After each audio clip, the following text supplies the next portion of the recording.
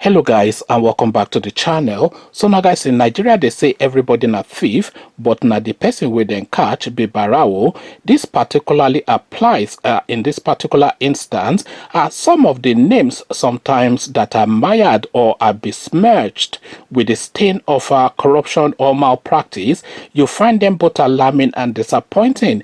Everybody from the furthest left of the ideological divide to the furthest right of the ideological divide within the Nigerian space, they are all actors. They are all actors playing out a script. We saw that with Charlie Boy when he went to collect countless hundreds of millions from the Buhari team during that 2019 election, saying that it was royalty for his song. I don't know what song Charlie Boy has ever sang that is worth hundreds of millions in royalty, but we saw that when he was fighting with Dodgy, Adenyojo and all that. We see that all the way through. We see Showore being besmirched by his association with El Rufai. Reno Omokri is the person promoting that particular narrative. You see a lot of people claiming that Nnamdi Kanu is a fifth columnist. So you see a lot of these things playing out. But some names you expect that are beyond the smearing that goes on within the Nigerian political space. But alas, guys, I bring you this. Falana denies buying 6 billion naira property from EFCC. So now Femi Falana is the person that we're talking about, and of course this narrative comes as a shock. At least the headline first comes as a shock, but the headline itself is not especially shocking, because if Falana has that 6 billion naira to spend and EFCC are auctioning recovered properties, properties seized from looters, then Femi Falana is within rights to make a fair bid, and if he wins the property, he wins the property. So on that level, all above board. But if you look at the language and the presentation of Femi Falana, and you look at the language and presentation of EFCC, there's something fishy in Denmark, or what do they say? What's that saying? Something fishy in Denmark or something. There's something fishy in the land of Denmark. There's certainly an unpleasant smell to the whole thing, is really the point that I'm looking to. Again, Falana denies buying 6 billion naira property from EFCC. So now let's not see now what the SAN has to say.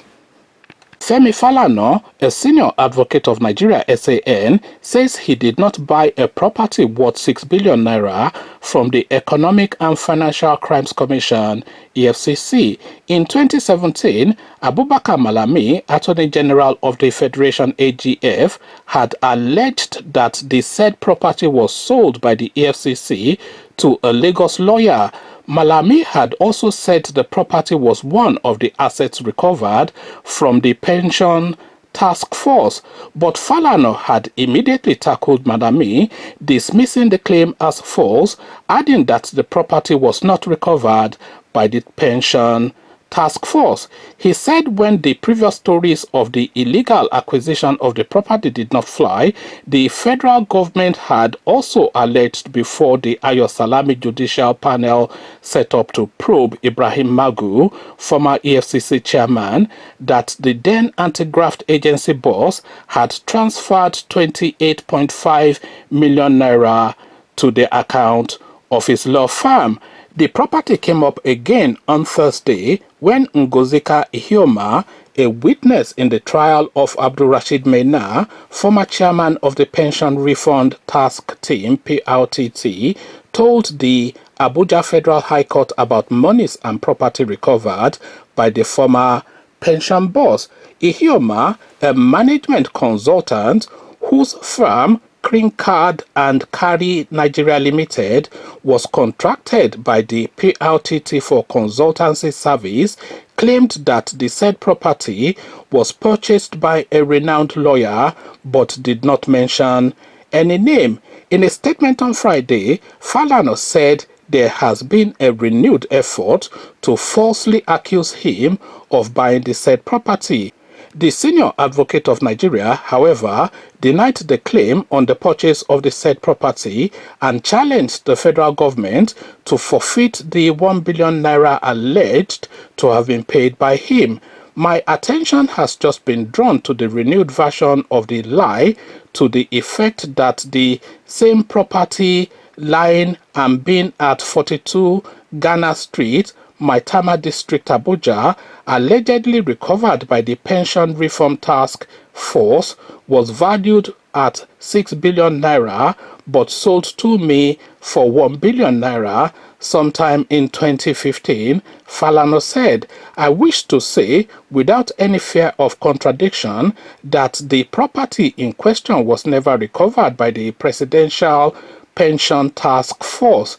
It is on record that the property was used as collateral by the owner, A Group Property Limited, a loan from Bank PHB in 2008. When the owner of the property defaulted in the payment of the loan, it was taken over by the Asset Management of Nigeria, AMCON, via an order of interim forfeiture. However, in an attempt to liquidate the loan, the owner of the property wanted to sell it. My law firm agreed to buy the property for 250 million naira, but we withdrew from the transaction due to the delay in resolving the case. Up till now, the case is still pending at the Federal High Court.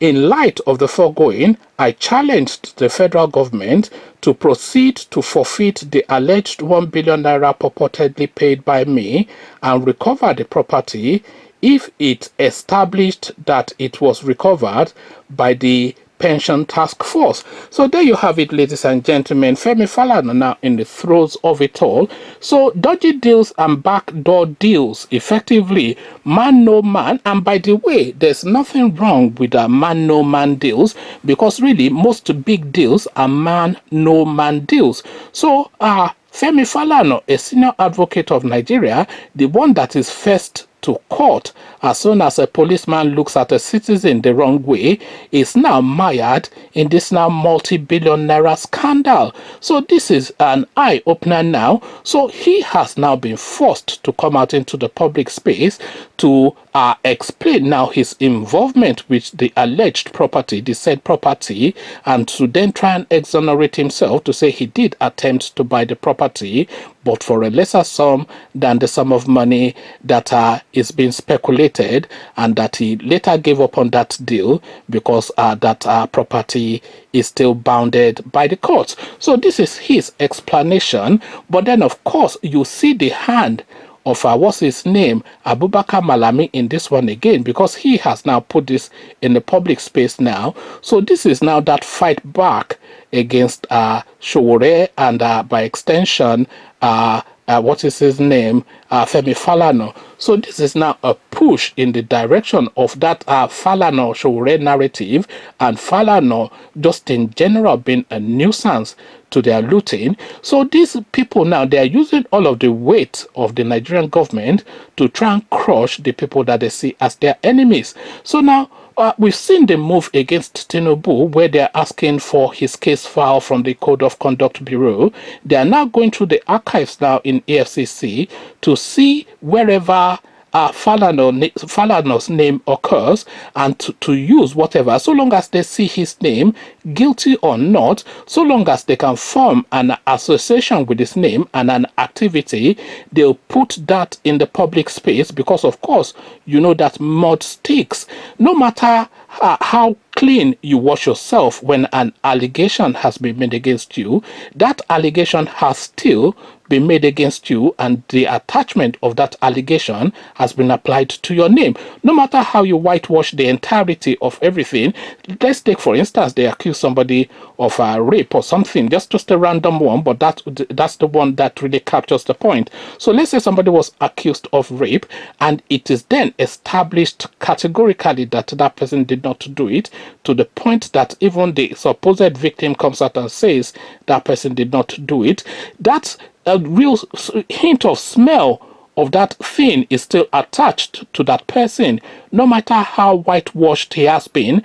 both by the system and the accuser. So once it's been alleged, that attribution has been made to his name. So this is the same thing that they are doing now, making these vague and spurious allegations just to attach it to the name of this person. And it's a drip effect. You see, a lot of people use this technique. So they allege a little bit of something that has 1% of fact within it, and that fact it doesn't even fully apply, but they attach it to your name, and then you clean your name. But then again, a little while later, they attach another thing and another thing. So by the time all these little messy little pissy little allegations have been put out against your name, suddenly your name does not shine as brightly as it used to. So this is the technique now that is being used. But then of course, what is Femi Falana's involvement really is the question, because we are now in the throes of he said and he said conversations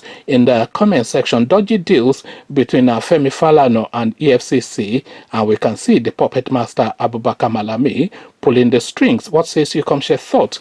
But before you come into the comment section to engage, click on the red subscribe button so it turns gray. The bell button notifies you every time I drop a new video. Click on like as well, because that helps with the YouTube algorithm. Once you've done all the clicking, Femi Falana now is now coming out to say that he doesn't own any multi-billion naira apartment in Abuja, multi-billion, not even multi-million, but multi-billion. But where do you weigh in this equation? So I'll leave you here. Carry this conversation on with you in the comment section. But here, I say, peace.